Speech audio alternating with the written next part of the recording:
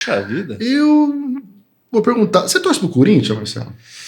Ô Fabrício, O seu narrador narra jogo de todos os times. De todo mundo, exatamente. Hoje a minha relação ela é diferente por isso, né? Mas o Corinthians, ele tá na minha vida de torcedor, principalmente quando eu era mais moleque, adolescente, de ir ao estádio com meu pai. E nós temos duas paixões em comum. Uma é o clube, a outra é o rádio. Então eu desde criança, via meu pai ouvindo a Rádio Globo, a Rádio Jovem Pan, ouvindo jogos do Corinthians, e em 90 eu comecei a ir em estádio com ele. Crucialmente, né? Eu tenho vou fazer 46 anos em abril, então em 90 eu passei a ir em estádio, já com 11 anos minha mãe liberou. Para ver Ronaldo, Gil, Marcelo, que nem a Senir, Márcio Tupanzinho, Neto, Fabinho, Mani Mauro. Exatamente.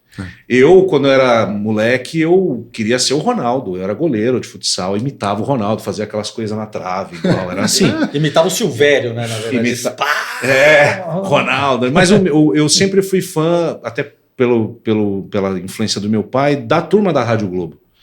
Então eu via a equipe do Osmar Santos, que era o Osmar, o Oscar Ulisses, né, o Luiz Roberto, o Vanderlei Ribeiro, que tomara que inclusive se recupere logo, tá, né? O pai do Gustavinho tá no hospital ainda, né? O menininho. Poxa, uma equipe espetacular. Então, em 90, a gente começou a ir, todos os jogos que tinha no Corinthians no Pacaembu naquele ano, eu fui com meu pai. E aí, eu fui na semifinal contra o Bahia. Fui também contra o Atlético Mineiro, mas com o Bahia aquilo ficou marcado, o jogo, o gol do Neto, a chuva, a gente quase não consegue entrar, né? Foi um absurdo aquela quinta-feira. O Bahia que faz 1-0 aos 4 do primeiro tempo com o Wagner Basílio. No gol de entrada ali do Pacaembu, a bola rasteira no canto do Ronaldo, que ele não defende. Exato, o Corinthians empata com o gol do Paulo Rodrigues contra, numa cobrança de escanteio, no gol do outro lado, a gente ficava na amarela. E aí Tupanzinho domina a bola na intermediária, cava uma falta pro Corinthians na entrada da área. O que acontece? Isso. Aí o Oscar Ulisses falou assim na Rádio Globo: barreira formada na entrada da grande área. O clima é ótimo na cobrança de falta. A esperança. Neto ajeita. Márcio vai lá, conversa com ele. O Corinthians pede passagem para tentar o segundo gol do jogo. Neto na bola, perna esquerda pro gol. Rádio Globo do Corinthians. E aí eu decorei o texto desse gol. Eu estava ouvindo na hora, com um radinho. E depois que o Corinthians foi campeão, meu pai pegou... O texto que você falou aqui agora é o texto do Oscar Ulisses. Pode rodar aí no YouTube que é o mesmo texto. Eu te atrapalhei. Narra de novo, Marcelo, que eu fiquei fazendo uma brincadeira aqui. Não cabe, Fabrício. Fica na sua, que você não narra bosta nenhuma. Meu. Narra de novo, por favor, que vai ficar bonito. Meu. Barreira formada na entrada da grande área. O clima é ótimo na cobrança de falta. A esperança. Neto ajeita. Márcio vai lá, conversa com ele. O Corinthians pede passagem para tentar o segundo gol no jogo. Neto na bola, perna esquerda pro gol.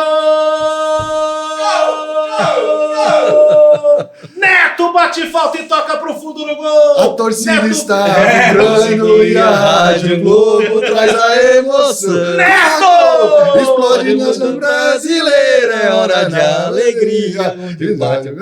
Neto, bola na rede. É delírio da galera de novo. Neto bate falta e toca pro fundo do gol. Neto vira pro Corinthians. Na marca de 18 minutos, Neto. Bateu com a perna esquerda. A bola passou pela barreira, quicou no terreno, enganou o goleiro e foi pro gol. E aí a torcida gritando: sensacional. Mais um. Sensacional.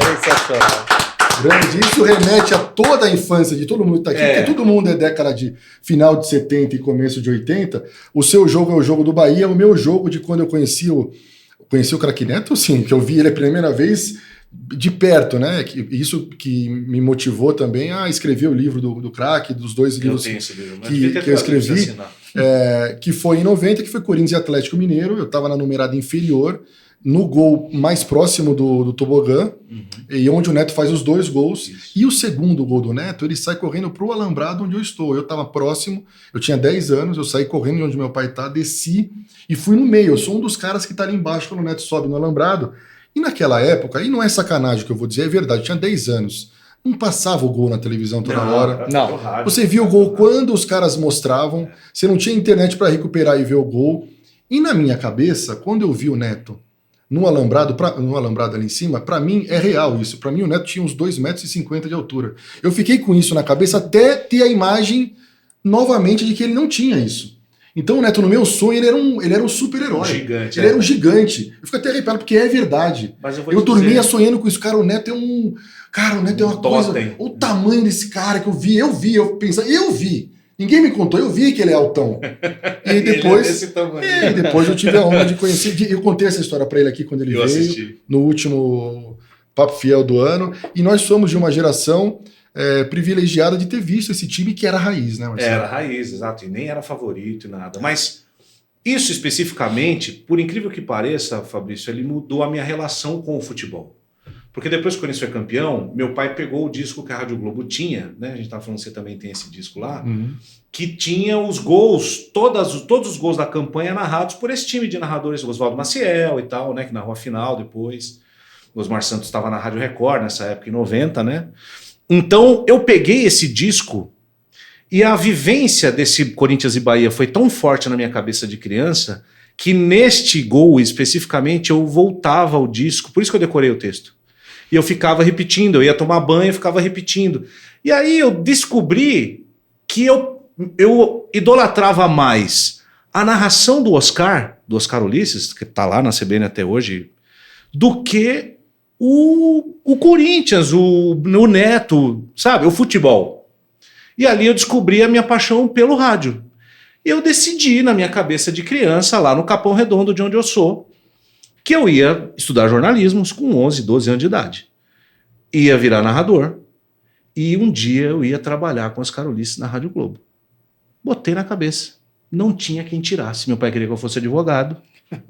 Não tinha quem quisesse. Eu ganhei uma bolsa de estudos no Colégio Rio Branco, onde ele trabalhou a vida inteira, e fiz esse caminho até chegar lá em 2015, Fabrício. Você não imagina o que foi para mim estrear na Rádio Globo, num jogo do São Paulo, inclusive. São Paulo e 15 de Piracicaba. Foi uma catarse, assim, tanto que eu passei mal depois. Eu passei uma madrugada com febre no dia da estreia, 6 de fevereiro de 2015. E a tua primeira conversa com o Oscar Ulisses, você se recorda, não? Porque era um grande amigo seu. O Oscar Ulisses, irmão de Osmar Santos e irmão de Odinei Edson. Que trabalha com a gente hoje com a gente na Band News, né? Trabalhei com o Odinei na Rádio Bandeirantes em 99. Faz Fórmula 1 na Band News. Eu até hoje, não é normal para mim conversar com o Oscar. Até hoje. Eu encontrei com ele agora no jogo do Corinthians domingo. Quando ele me chama de Marcelinho, é difícil administrar.